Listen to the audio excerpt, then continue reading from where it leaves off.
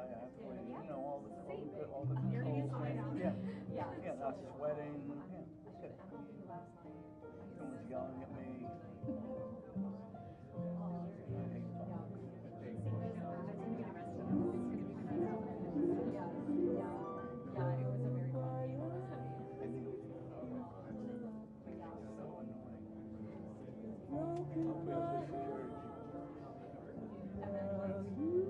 Some of them not, some of them are very good. The one I talked to, the lead, I don't know the other two guys, but he was very proactive.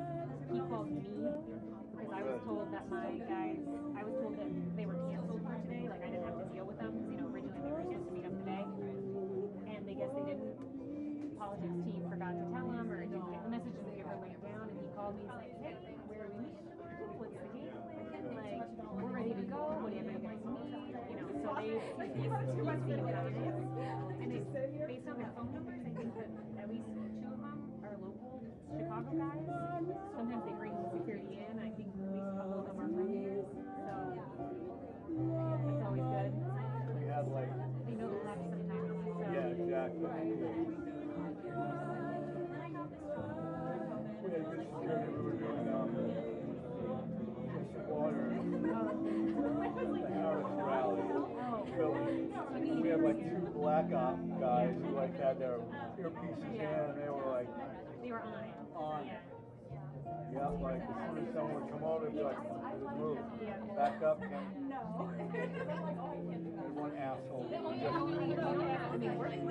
know reporters, so three with three is really nice. Like most of the time, it's like a 4-person team, guys. So I think it's just we want you. I don't want to be bleeding on this trip, okay? No blood. Let's try no blood. Maybe a bruise, no blood. At this point, I have nothing. I don't have I guess it's early, but I have nothing for tomorrow yet. So my guess is I think our plan is like to sort of, we're in a nice hotel. It's right in town.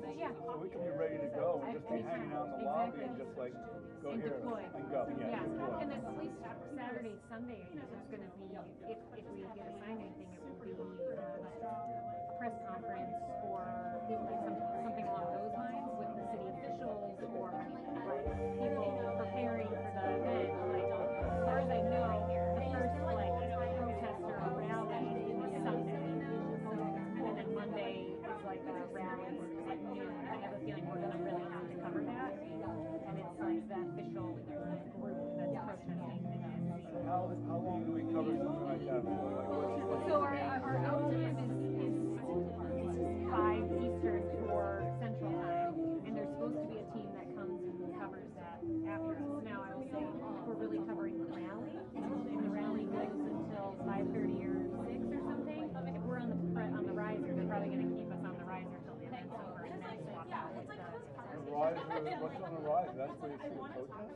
No, so what I was told, this is what my understanding is on Monday, I don't know, you know, but there's like an actual like rally location. Rally. Yes, and so it is a protest, but it's that group. So people, the leaders of that group saying, this is why we're here, this is what we're doing. So, you know, more like March for Life, March for, you know, our lives, those And they'll have feats for us and stuff. Yeah. We'll just be part of the group at that point, so I'll just have to plug in. There'll be no pool or anything like that. It'll just be us on the riser. Like if we have to cover a protest, like we cover it all day or we cover it for a couple of hours, or how do they work it? How do you know when we're done covering the protest? There's there's an assignment editor who's like based in the DC or in the DNC like hub, and they're watching all of our feeds. If we need like we need a water break, when's a good time to take our feed down? I just call her, tell her our feed's coming down, we're stepping away, we come back. So we communicate with them, they communicate with us. If they really need something, like the They have people covering the protest. yes, they have an AM and a PM, and that has with a reporter. So, but they want B-roll. If we got B-roll, they need B-roll also if they have, you know, 3 locations, like where the people are meeting. Because it's different groups. Some people are like anti-abortion groups. Some people are like, Is it really? yeah. So.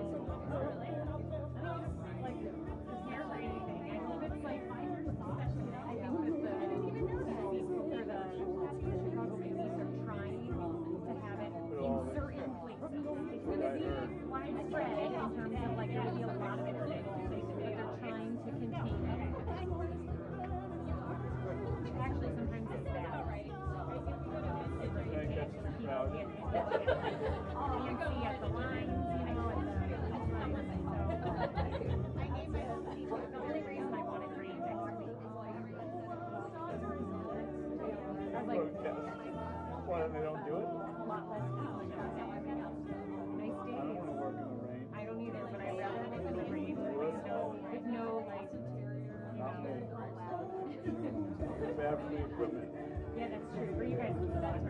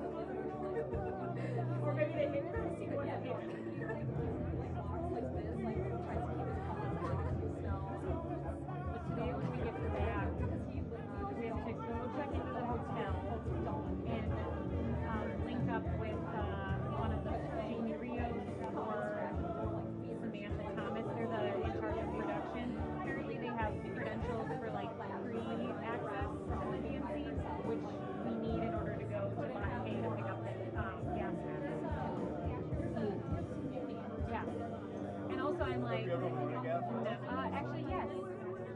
After January 6th, we had a training to learn how, after, you know, of course, before, we had no idea. You never won one like in the field, having No, not needing it, no. No. They tried to have me go to Ukraine when the war first broke out. And I was going to do it because I was like, you know what, like, I'm young, I don't have kids, you know, there's people go in and pack those things, and I don't. But I was like, they said a minimum 1 month, you'd have to be there, and I was like, well, I have, like, things coming up. Like, I can do 2 weeks, like, guaranteed 2 weeks, all of my time, all of my attention, but if you can't get me out of there, which that was what they were worried about. I was like, and I have weddings, family weddings, and stuff that, like, I can't miss that, you know, so, yeah. And then after, then she got thrown up, I was like, yeah.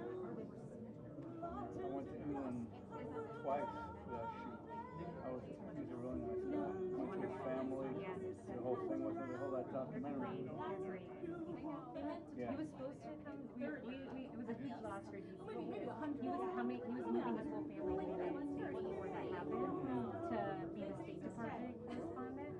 He had gotten that job, and the war broke out in December. And obviously now it's all about just being healthy with your family. And I think He's back? but he's in living in Yeah. He was going to come. They were going to move to the United States. But Right. he said that was. Is he back reporting? Sometimes, yeah. I don't think it's like he's not like on a full schedule, but he covers very certain events and specific things, you know. His wife and his kids. Kids, gosh, like, Kids are so cute. yeah, little girls, right? Yeah. Daddy. They have like little Jumping all over him on the couch.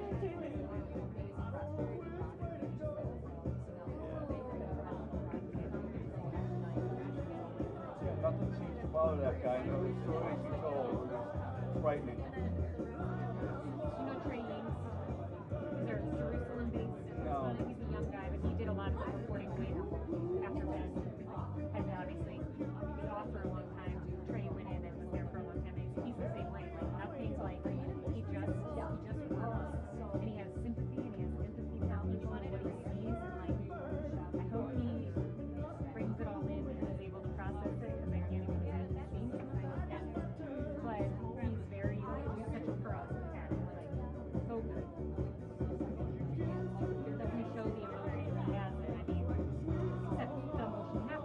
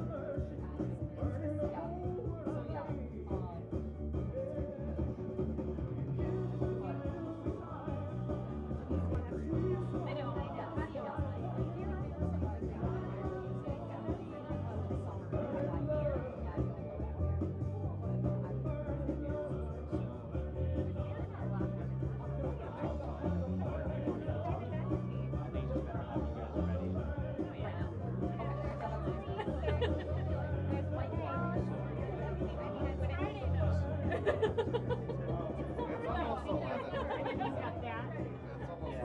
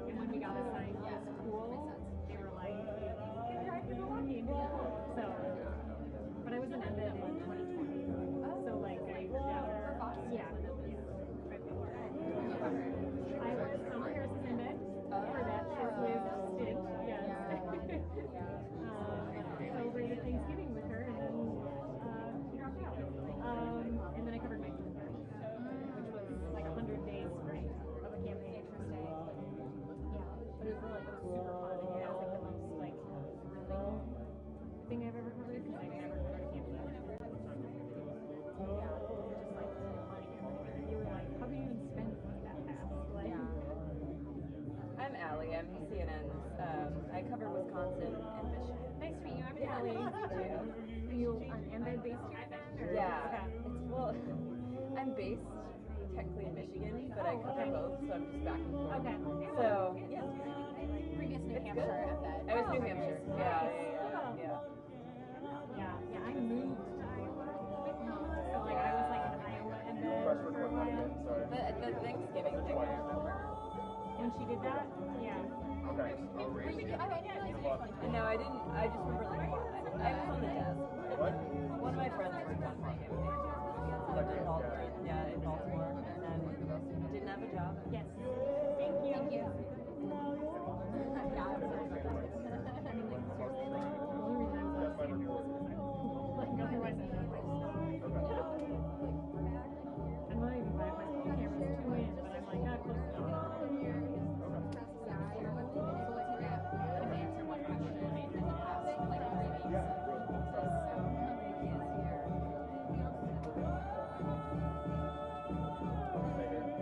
Watch your equipment behind you. Oh, yeah, yeah. Okay, put away till they. All good. I'll just stay right here. Yeah. If you need more space, just tell me. Yeah, I can. Don't step on the equipment before this goes on. You step on it after. Okay, okay. Thank you. I'll try not to do it at all. Okay, yeah, that's good too. Yeah, I was the pool in Michigan on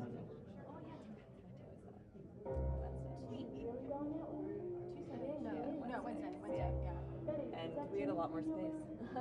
You look a little creepy, huh? That photo I took when we were guided up to the front area. Yeah.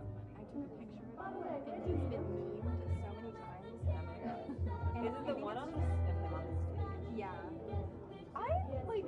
Wait, was the pool for the one where they made everyone go up to the front and it's Yeah. like crouched down? This was the picture I took, and now it's been used. And it's just like, It's just a state. It's just a state. It's like I didn't like the online.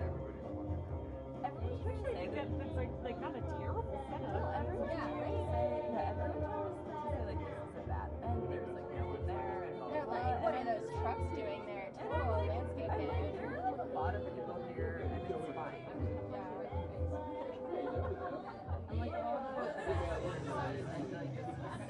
I tweeted, there was a picture of like an empty crowd, and I tweeted a picture of like, actually it's way more filled in than Yeah. that. And, People love crowds. yeah, and people were like making fun of me for saying it. They're like, it's so pretty empty.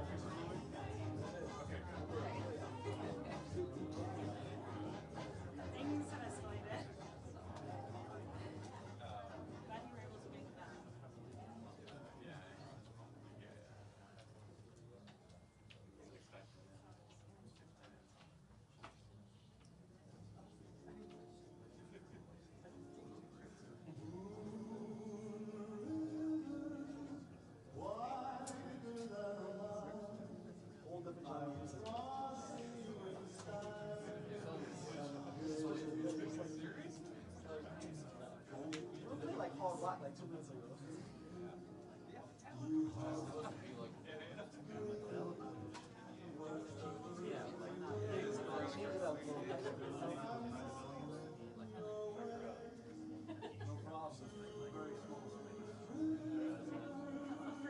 Yeah, you have to wear that? Yeah. It's amazing. So good that it's not Father's Day, because otherwise it would be missed from here. We have some bars tonight. Supplements? Supplements.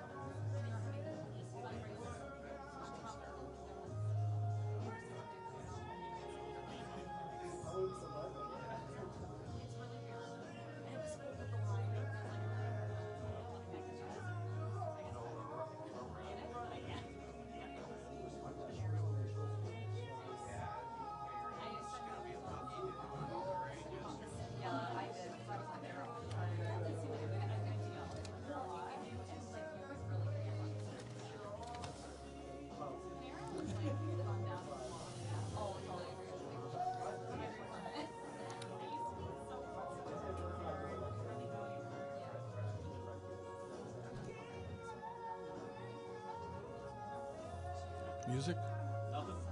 No music.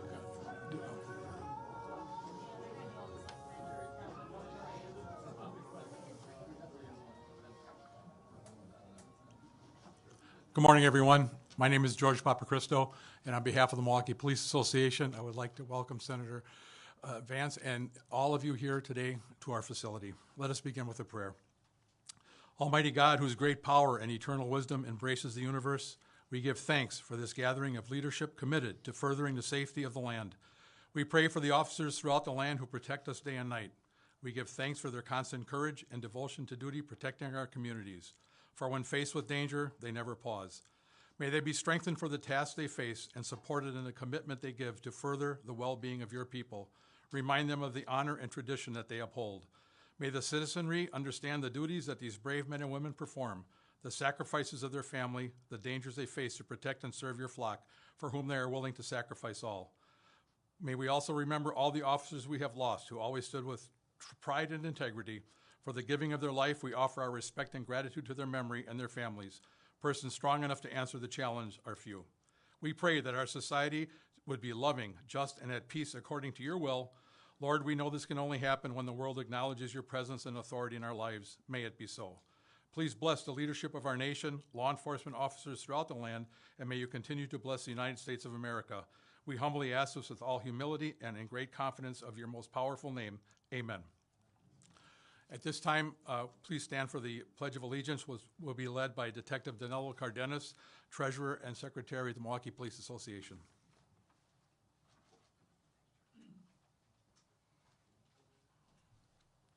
Good morning. If you could just join me in the pledge. I pledge allegiance to the flag of the United States of America and to the republic for which it stands, one nation, under God, indivisible, with liberty and justice for all. I also next like to introduce Andy Wagner, the immediate past president for the Milwaukee Police Association.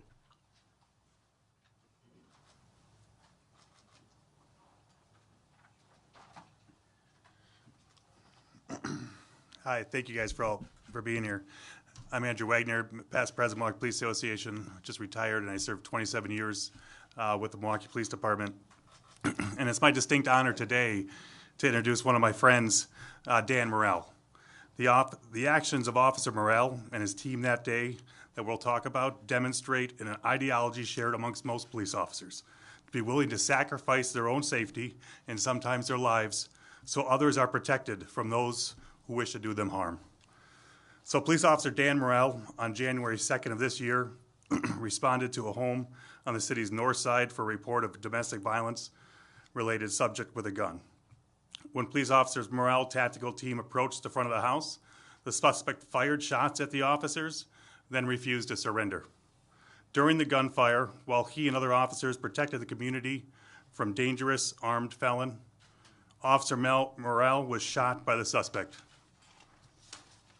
The bullet shattered Morel's femur, and he was critically injured.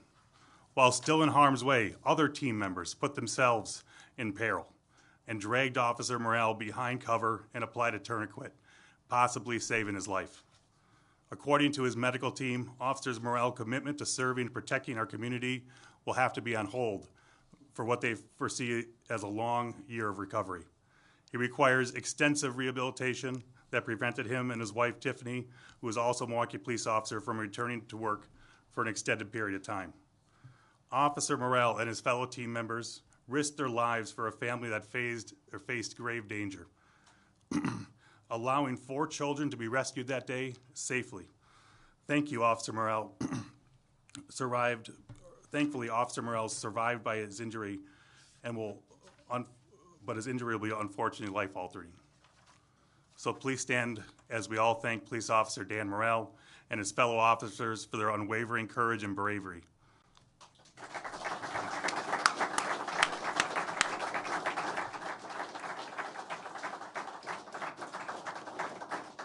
I'd like to introduce Sam Hall from Crivello, Nichols, and Hall.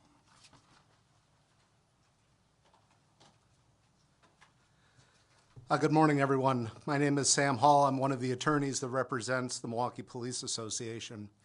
An important part of our job as attorneys representing the association is responding when critical incidents occur and immediately meeting with officers who are forced to use deadly force.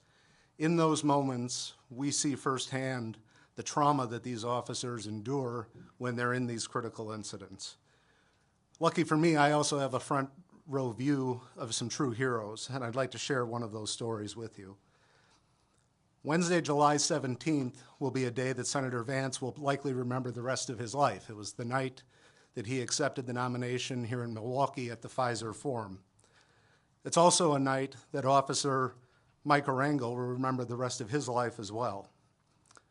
At 10:30 that night, Officer Arango was on duty and received a call for service with an armed gunman in a gas station with civilians stuck inside. Him and other officers responded to the scene and immediately made contact with that gunman. They gave him orders to drop the firearm. Instead of doing that, the gunman opened fire in the direction of these officers. Officer Arango and his team returned fire, distracting the gunman so that those innocent civilians inside that gas station could escape unharmed. From there, once the civilians were out, the officers set up a perimeter, and thankfully, Officer Arango was armed with a long-range rifle and had specialized training. He took up a perimeter near the road. The gunman constantly kept coming in and out of the gas station, opening fire in the direction of the officers. One of Officer Arango's partners had taken cover behind a vehicle very close to the exit of that gas station. Suddenly, without warning, this gunman tried to shoot his way out of the gas station, specifically shooting in the direction of this officer who had taken cover behind the gas station, or behind the vehicle. Luckily for us, Officer Arango was able to use his rifle, get shots off to subdue the subject. Officer Arango doesn't like taking credit for this. He's a very humble guy. But sir, you saved lives that day of your fellow officers, and you saved our community. And so I'd like to recognize and introduce everyone to Officer Mike Arango, if you could give him a round of applause.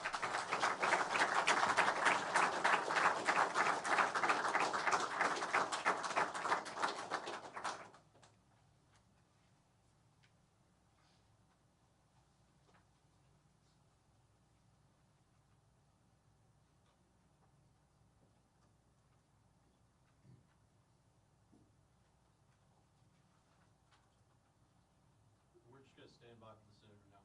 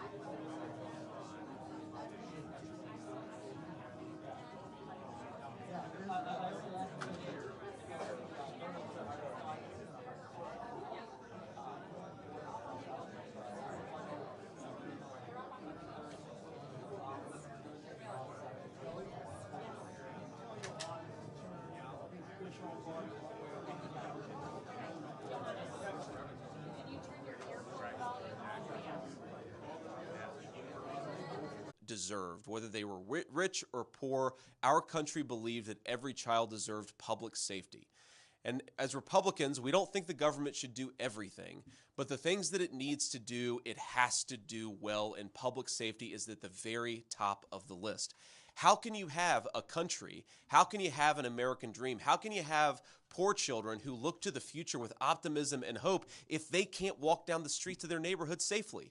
And these police officers fight to make that a reality every single day. And Kamala Harris is making their job harder, and Donald Trump is going to make their lives easier. That's why we're going to reelect him the 47th President of the United States.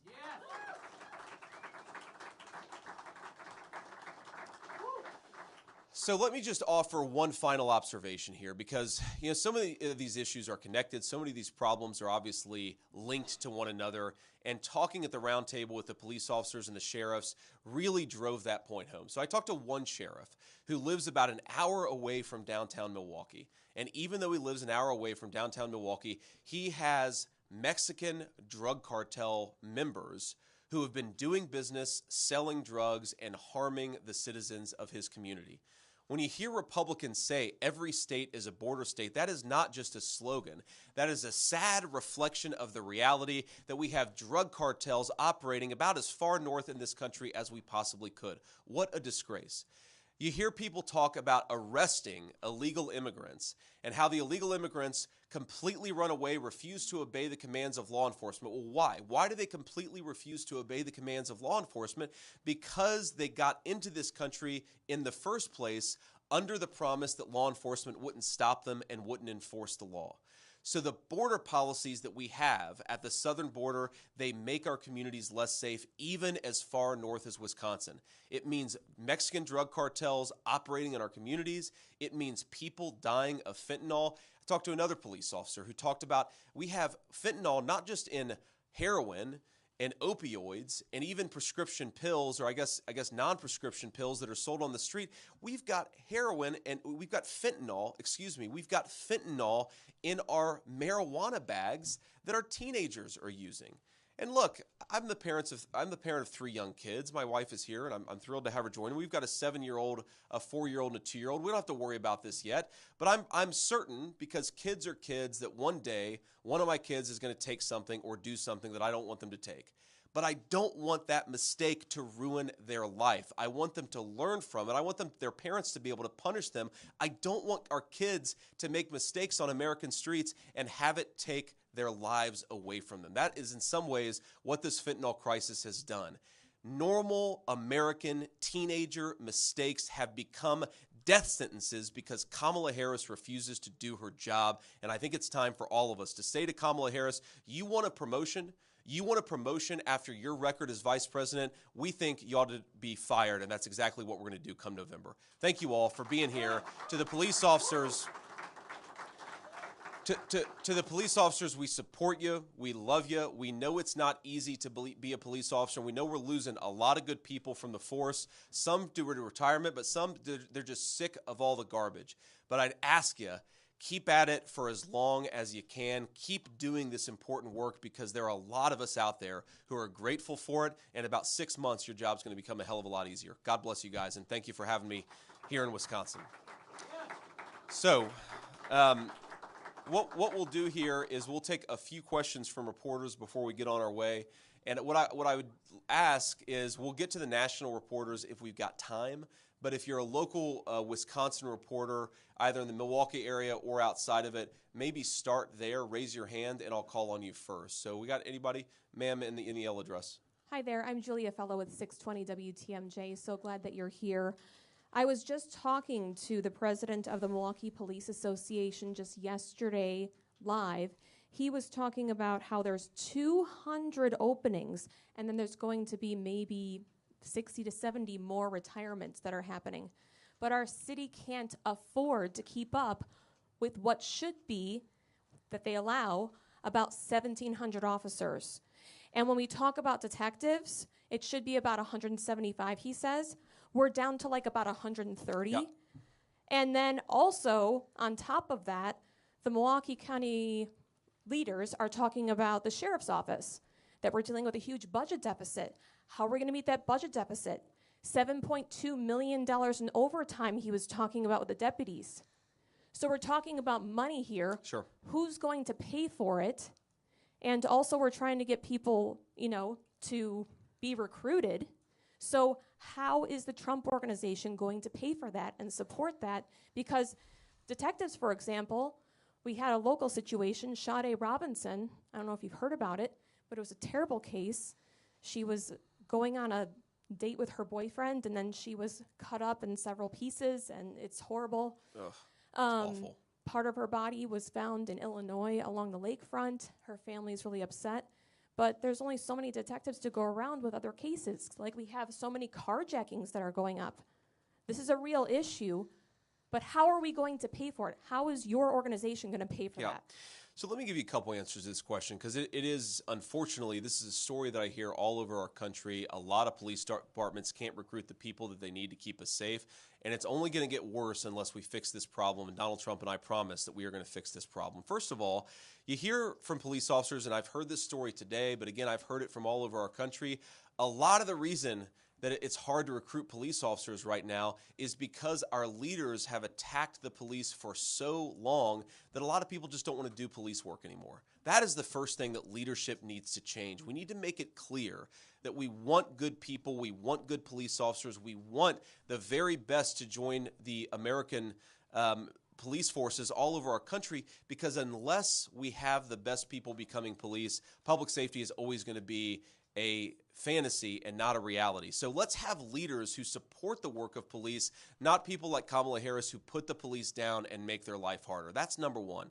But second, when we talk about money, first of all, when we talk about scarce municipal resources, and I know a lot of towns and municipalities are dealing with limited resources, we have to ask ourselves, why are the resources scarce in the first place? And a big part of the reason is that we are spending millions of dollars housing, sheltering, and providing medical care for people who shouldn't be here. Those are the people who have come in across Kamala Harris's wide open southern border. When you take millions of dollars that should go to our local police departments and you put it in sheltering and providing medical care for illegal aliens, it is the least in our community, the least of these in our communities who suffer the most. It is innocent children who need cops to keep their streets safe. It is innocent poor people who need municipal services to work, and they are the ones who suffer the most when you have a wide open southern border. That costs money. It costs a lot of money here in Milwaukee, and it is a big driver of scarce resources. So what I would propose is you have a federal government that supports our local police, that you get the illegal aliens out of this country, and you free up precious budgetary resources to hire some police and focus on public safety. One final point on this is I think to the point about making police officers' lives easier, one of the weirdest things that exists in American public policy, and I didn't realize this until a couple years ago, I was a United States Senator. I have sponsored legislation to fix this, and I know President Trump agrees with me. Police officers are actually penalized because they don't get the same access to their Social Security benefits as most American workers, because effectively the way that it works is the dollar that goes into their pension is taken out of their Social Security. So you're basically penalizing our police officers, taking away their Social Security when they want to get to retirement. I think if we stopped that, it would make it easier to recruit some police officers. Do the police officers out there agree with me? Stop that double taxation of benefits. I think so. And when I talk to police, I know that's a big driver. But look, unless we stop making the business of policing in this country so miserable by having our leaders attack the police, we're always going to have a problem recruiting the right people into police work. Any more, sir? Senator Matt Smith from WISN TV here in Milwaukee. Coming off just of everything you just talked about, it seems like some allies of former President Trump have said in recent days he needs to focus more on policy, just like you talked about, less personal attacks. I'm curious, have you had that conversation with him, and does he need to pivot, especially when you look to swing states like Wisconsin? I don't think the president needs to pivot, and if I told him that, I can guess what he'd say. I think that the reason that President Trump has been so successful connecting with Americans is even when they disagree with something that he might say, they know that he just is who he is, right? I'd much rather have a political candidate who I disagreed with 25% of the time, but was a real human being and was willing to speak off the cuff, than to have somebody like Kamala Harris who hides behind a teleprompter and doesn't speak to the American people directly unless she's got a script in front of her telling her exactly what to say. I think the unscripted nature of President Trump is one of the reasons why his campaign gives a pretty good insight into the kind of president that he's going to be. Now, that said, we are focusing a lot on policy. We're here in Wisconsin today talking about public safety. I was in Pennsylvania yesterday talking about veterans issues. I was in Michigan the day before talking about how we have to stop the trade and energy policies that ship all of our manufacturing jobs to China. When Donald Trump was president, 12,000 American factories opened. The previous 2 terms, 60,000 American factories had closed. So we are talking about the policy, and we're talking about the issues, and we're going to keep on doing that. But my only advice to my running mate is be yourself and let people see who you are, and I think he's doing that every day on the campaign trail. Anything else? Jason Calvi with Fox 6 here in Milwaukee. Democrats are criticizing your visit here to the police union. They say, you know, your running mate is a convicted felon. They also point to January 6th. Your reaction to that? Well, look, I think that Kamala Harris has weaponized the Department of Justice, not just against my running mate, not just against President Trump, but against a whole host of normal Americans for just exercising their First Amendment rights. I mean, not maybe the most significant scandal, but certainly a very large scandal is the Department of Justice went after a pro-life Catholic father of 7 for exercising his right to peacefully protest. The Department of Justice showed up, the Department of Justice leadership had officers show up at this guy's house and treat him like a common thug for exercising his right of First Amendment protest. And I think that every single police officer here would agree with me when they say that we want a strong Department of Justice that focuses on law enforcement. Why don't they focus on shutting down the drug traffickers at the southern border and the sex traffickers and let Americans exercise their First Amendment rights? That's not what the leadership of the Department of Justice should be focused on, but unfortunately, under Kamala Harris, it has. So I think that we are clearly the party and the movement of law enforcement. You talk to the field guys in the FBI, the people who are actually on the ground dealing with the bad guys, and they're as frustrated with their leadership as we are. We just want American leadership to empower law enforcement to enforce the laws. It's going to make us all safer if we do that. Any other local Wisconsin folks? And if not, I'll take a couple from the national pool. Okay.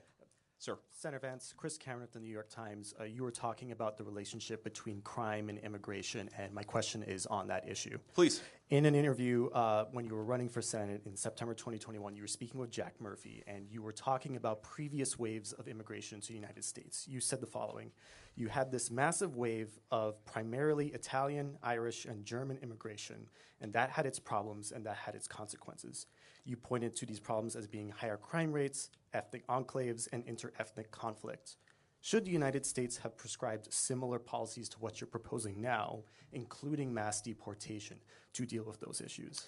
Well, first of all, I also said there were a lot of benefits to that wave of immigration, but has anybody ever seen the movie Gangs of New York? That's what I'm talking about.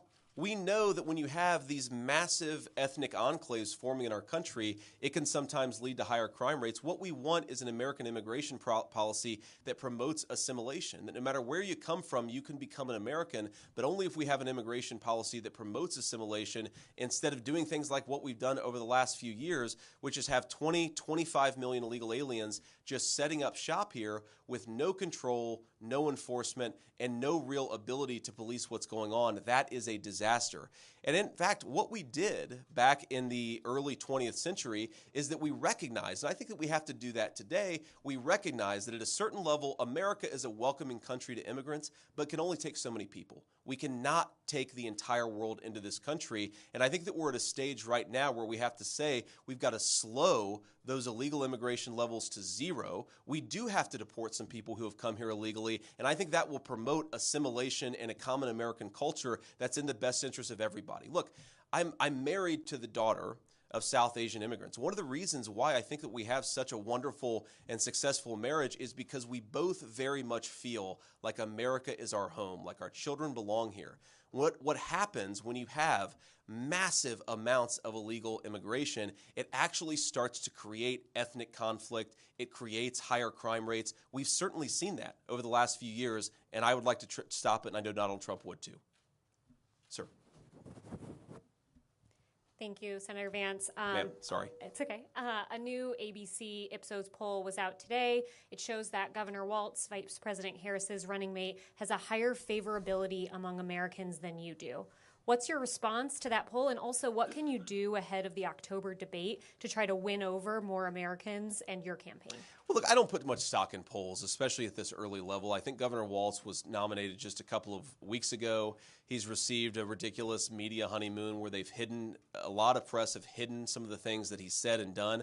I mean, this is a guy who actively encouraged rioters to burn down Minneapolis during the summer of 2020. It's the biggest city in his country. And then, of course, his running mate, Kamala Harris, was offering to bail those rioters out of prison. I think when people know the truth about Kamala Harris and Tim Walz, their anti-crime record, their pro-criminal record, the fact that he let rioters burn down the largest city in Minneapolis, I don't think his approval ratings are going to be that high, and I think that Donald Trump and I are going to win this race. But that's what the campaign is about, right? We have a little bit less than 90 days to make our case to the American people, to persuade them that our policies are going to make their lives better. And again, I think you contrast the failed leadership of Kamala Harris with the peace and prosperity of Donald Trump. I don't think there's any doubt we're going to win this race, but we've got to run the campaign, and we've got to get out there and talk to people. That's what we're doing every single day. Maybe do one more. Any other Wisconsin people that haven't asked a question? Hi, my name is Graham Sir. Kilmer. I'm a reporter with Urban Milwaukee. You mentioned fentanyl. Here in Milwaukee, we have a fentanyl and overdose crisis that began and really got worse under the first Trump administration. So what would you do differently the second time around? Well, look, I think if you look at the actual data, the fentanyl crisis really, really took off under the leadership of Kamala Harris, under the border czar policies where she opened up the southern border, where fentanyl got completely out of control. And you talk to our law enforcement officers, and they will tell you that the fentanyl problem has gotten way worse in the last few years than it was at any previous time under any previous administration, Democrat or Republican. Now, look, we have an addiction epidemic that's been long running in this country, and I think more than any president in my lifetime, Donald Trump actually implemented policies to try to get this addiction problem cut down on. I mean, if you look at the number of overdose deaths and how they went down during Donald Trump's administration, and you look at Kamala Harris's administration where overdose deaths have skyrocketed, I think it's very easy to say, like so many other issues, the record of Donald Trump is one of success and American prosperity. The record of Kamala Harris is one of failure. Any other questions from Wisconsin press? Okay, so we'll do one more then. Thank you. Yeah. Thank you, Senator. I wanted to ask you, Trump has been getting attacked from his comments at the press conference yesterday about what he said about the top military honor. And veterans have pointed out that, he said that the civilian presidential honor is better than what wounded veterans have received. And I wondered, what do you say to veterans who think that's demeaning? Well, look, I was with a group of veterans in Pennsylvania yesterday, and trust me, the veteran community is very, very much behind Donald Trump. So, look, what I would say to people is, look, what President Trump said during a ceremony, and I haven't seen the entire remarks, but my understanding is President Trump said during a ceremony that a person who received the Presidential Medal of Freedom, he was saying some nice things about her. He was saying some complimentary things about her. Donald Trump, I've seen give out a Congressional Medal of Honor. I've seen him give out a number of awards and commendations to military veterans. And of course, I myself am a Marine Corps veteran of the Iraq War. This is a guy who loves our veterans and who honors our veterans. I don't think him complimenting and saying a nice word about a person who received the Presidential Medal of Freedom is in any way denigrating those who received military honors. They're two different awards, and I think the president was saying some nice things about a person that he liked, and that's a totally reasonable thing to do. All right, so with that, before we close here, I want to bring up a couple of law enforcement officers just to say a couple of words. And we have, first we have Alexander Ayala. And Alexander, come up and say a few words if you would. Thank you. And Alex is going to talk, and then our next guest is also just going to talk about some of the law enforcement challenges and some of the ways that if we have better policy, we can actually make this country a lot safer. Go ahead, Alex. Hi, my name is Alexander Ayala, and I'm the president of the Milwaukee Police Association. I am a 24-year veteran of the Milwaukee Police Department. Senator Vance, thank you for being here to amplify our message that our members provide the highest degree of service to our community. We like to say that the Milwaukee Police Association is the force behind the force, and we use the words honor and service when we talk about our brave men and women of our department. Their importance extends far beyond the uniform and the badge, and it's about their commitment to serving and protecting us and protecting all of us.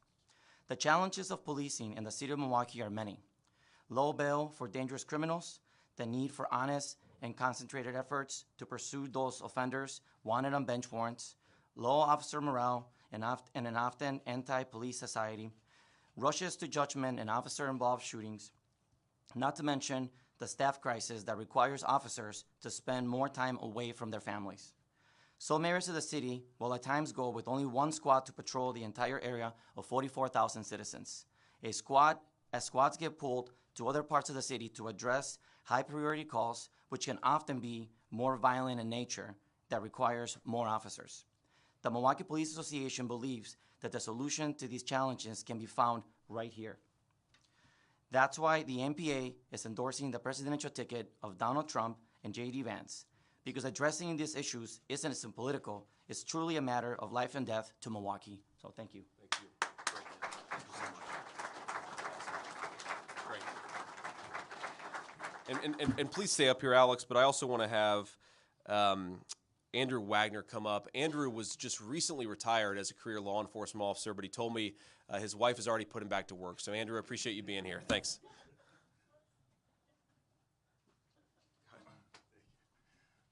Yeah, I got a day of retirement in, so I appreciate that. Thanks. But no, I 27 years serving Milwaukee and the citizens of Milwaukee, and what I have seen in the last 4 years, the denigration of officers and the loss of officers' morale. We had 1,700 officers at one point here. We're under 1,300 officers now. And with that drop in numbers, we saw a spike in homicides that over doubled our homicide rate. And then we saw a drop in those clearance rates. We had a high of clearance rates in homicides of 80, 90% clearance rates. That is down to almost 50% now. You think about the victims that are not being duly served by this police department and police departments across the country because they can't have staffing because of the defund movement. We had 200 detectives in our bureau. We're down to 125, and we have double the amount of homicides. I mean, you do the math. We can only keep up so much. So what we have seen with the support from President Trump when he was in office and when he looked at our cities, when Kenosha, for instance, had riots, he sent federal troops in there. He made sure that somebody had the officers back. And I can't be more supportive of this administration and President Trump because I know we have a partner in him, and I know he will always have our back. So thank you very much. All right, guys. So with that, I want to thank the media, but especially the law enforcement officers for being here. Thank you so much for the endorsement. It means the world to have the support of the people that are fundamentally making it possible for our police officers to do their great work. I'm so grateful for it. I will say before we go that for the first time, Ush and I decided to bring our 9-month-old German Shepherd on the road with us. And if you know what a German Shepherd looks like, you know that he looks like a police dog. So we're about to hit the road, but nobody kidnapped my dog because we want him back. God bless you guys. Thank you all. Good to see you.